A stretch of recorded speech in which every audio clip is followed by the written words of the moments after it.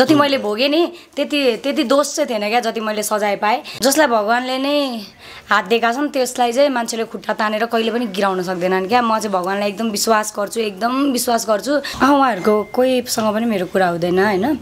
उहाँहरूसँग मिलाउन पछिसम्म खोज्नु भएन उहाँहरूले? पछिसम्म होइन, कहिले पनि खोज्नु भएन लाइफमा होइन। कुनै पनि कुरा गरेर चाहिँ मलाई रिग्रेट छैन क्या।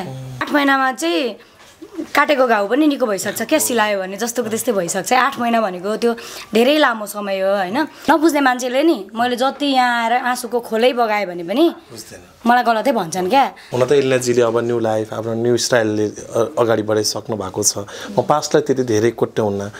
पास्ट भन्ने चिज जो कोहीको एकदमै घातक पनि हुन्छ, कतिपयको चाहिँ सम्झना योग्य पनि हुन्छ। तपाईँले एउटा स्टाटस लेख्नु भएको थियो, त्यो जीवनको एउटा यात्रा टुङ्गिँदै गर्दा भनौँ न, जुन तपाईँले सुरुवात गर्नुभएको जीवनको यात्रा टुङ्गिँदै गर्दा म्याक्सिमम त्यहाँ लगभग तपाईँको जीवनको सबभन्दा बढी त्यो हुन्छ नि रियाक्ट आएको, धेरैले स्याड रियाक्ट गरेर कति स्ट्रङ हुनुहुँदो रहेछ एलिनामा चाहिँ त्यो स्ट्रङ पञ्च रहेछ है भनेर तपाईँलाई यति धेरैले प्रशंसा पनि गर्नुभयो।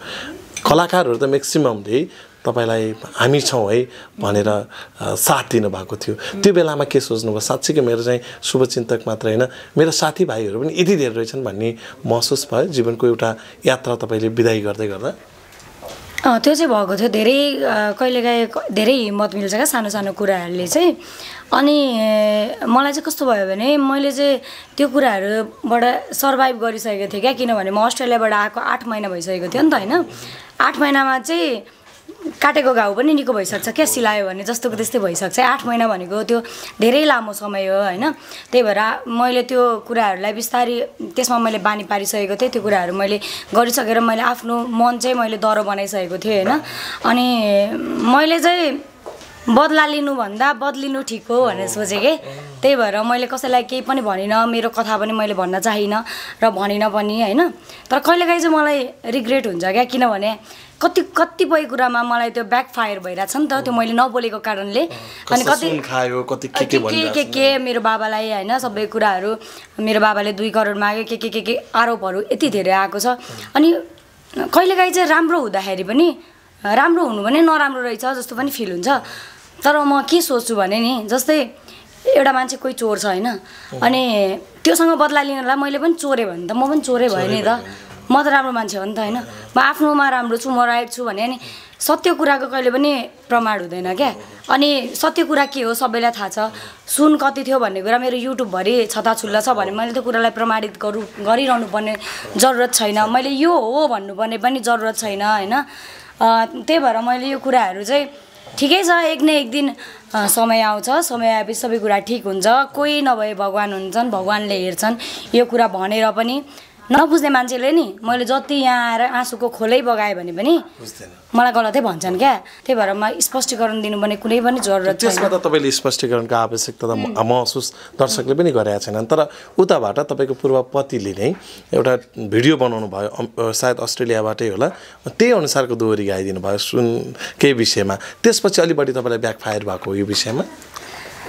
त्यस पछाडि होइन, उहाँले चाहिँ एकजना कोही नाम लिँदिनँ, उहाँलाई चाहिँ आफ्नो कथा भनिदिनु भयो क्या, जे पाए त्यही नभएको कथा हुन्छ नि, जुन कथामा चाहिँ एकदमै उल्टो कथा, आफ्नो चाहिँ बनावटी कथा चाहिँ कसैलाई भनिदिनु भयो। उहाँले चाहिँ स्ट्याटस लेखिदिनु भयो क्या त्यो कथाको आधारमा।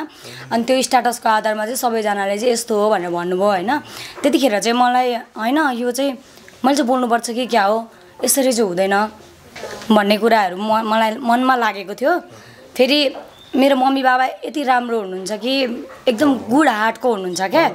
मेरो मम्मी बाबाले के भन्नुभयो भने छोडिदे, जसले जस्तो गर्छ त्यो पछि आफै सत्य कुरा त चरित्र चित्र एभ्री कुरा क्या। जस्तै मेरो चरित्रमा पनि कति धेरै औला उठेको छ नि त, मैले सुनिरहेको छु नि त।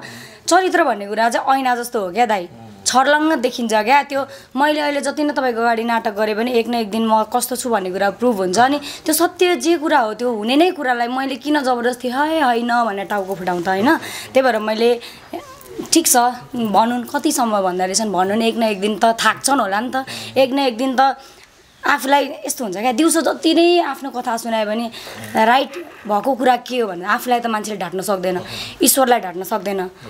मेन घटना के हो भन्ने कुरा उहाँलाई मलाई र भगवान्लाई थाहा छ क्या स्टिल पनि अनि मेरो आमा बुवालाई थाहा छ होइन लास्टमा आएर थाहा भयो धेरै कुराहरू थाहा छ ठिकै छ मैले अब यस्तो भन्छु आफू माथि हुनको लागि कसैलाई तल नगिराउँ पनि आफै माथि उठौँ के किनकि तपाईँले नि त्यत्रो जुन बेलामा तपाईँ डिभोर्सको पेपर साइन गर्दै हुनुहुन्थ्यो त्योभन्दा अगाडि एउटा भिडियो बनाउनु भएको थियो इभन तपाईँले विष्णुजीलाई नै कसैलाई गाली नगरिदिनु होला कहिले पनि उहाँको पनि जिन्दगी छ उहाँ पनि बाँच्नुपर्छ अगाडि बढ्नुपर्छ किनकि कसैको सिउँदो त मैले उहाँकै सिउँदो के अरे सिन्दुर चाहिँ मैले लाएको हुँ भन्ने खालले तपाईँले जुन भिडियो बनाउनु भएको थियो एउटा नारीले एउटा पूर्व पतिलाई पनि गरेको माया साँच्चै त्यो एक खालको चाहिँ अपरम्पार छ हैन भनेर धेरैले प्रतिक्रिया पनि दिनुभएको थियो र पनि तपाईँ माथि ब्याकफायर भयो कि बिचमा चाहिँ अहिले त तपाईँलाई धेरैले माया गरिरहनु भएको छ त्यो बिचको समय चाहिँ कतिको गाह्रो भयो केही सीमित समय अलिकति नेगेटिभ पनि आयो नि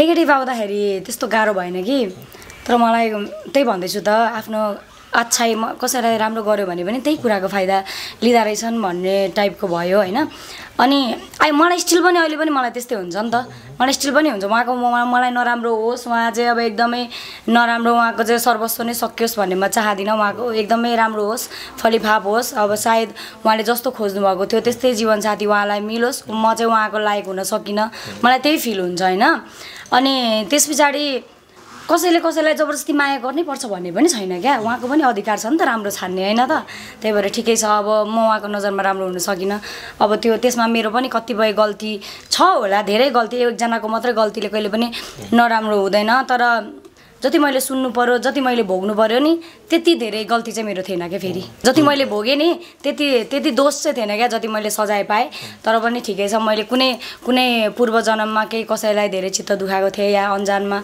यही जन्ममा कसैलाई चित्त दुखाएको थियो होला त्यही भएर मैले भोग्नु पर्यो अब त्यही भनेर चित्त बुझाउँछु म यो प्रसङ्गलाई नै टुङ्ग्याउनुभन्दा अगाडि अन्तिममा एउटा प्रश्न गरिहाल्छु जीवनको भोगाई तपाईँले एउटा लामो सङ्घर्षमा व्यतीत गर्नुभयो यो 1 वर्ष तपाईँको लागि एकदम घातक पनि भयो राम्रो पनि भयो भनौँ न तपाईँ यही 1 वर्ष हो यति धेरै चम्किएको पनि गीत सङ्गीत तपाईँले जे छुनु भएको छ त्यो सबै हिट भइरहेछ तपाईँ लक्की गायिका पनि यही वर्ष हुनुभयो र तपाईँको जीवनको सुरुवाती यात्रा पनि यही वर्ष विवाह पनि विवाहित भयो र जीवनको यात्रा टुङ्गियो भनौँ न एउटा अब के सोच्नु भएको छ के भन्नुहुन्छ उहाँहरूको परिवारसँग तपाईँको कुरा हुन्छ कि हुँदैन उहाँ छ त नहोला उहाँको परिवारसँग उहाँहरूको कोहीसँग पनि मेरो कुरा हुँदैन होइन उहाँहरूसँग मिलाउन पछिसम्म खोज्नु भएन उहाँहरूले पछिसम्म होइन कहिले पनि खोज्नु भएन सुरुदेखि नै खोज्नु भएन ठिकै छ त्यो अब छोरा उनीहरू दुईजनाकै इच्छा त्यो छ भने हामीले रोकेर हुँदैन भनेर बिचारा उहाँहरूको कहिले दोष छैन उहाँहरूको कारणबाट मलाई कहिले दुःख पनि भएन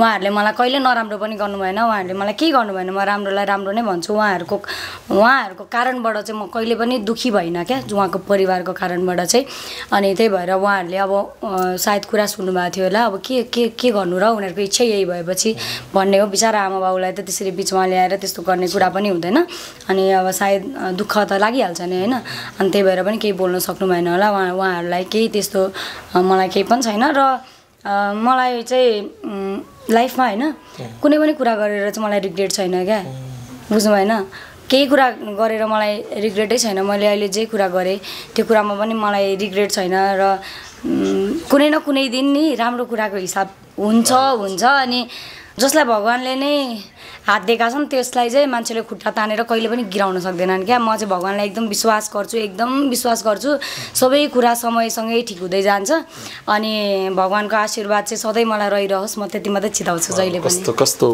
तपाईँले हरेक कुरा पोजिटिभ वेबाट भन्नुहुन्छ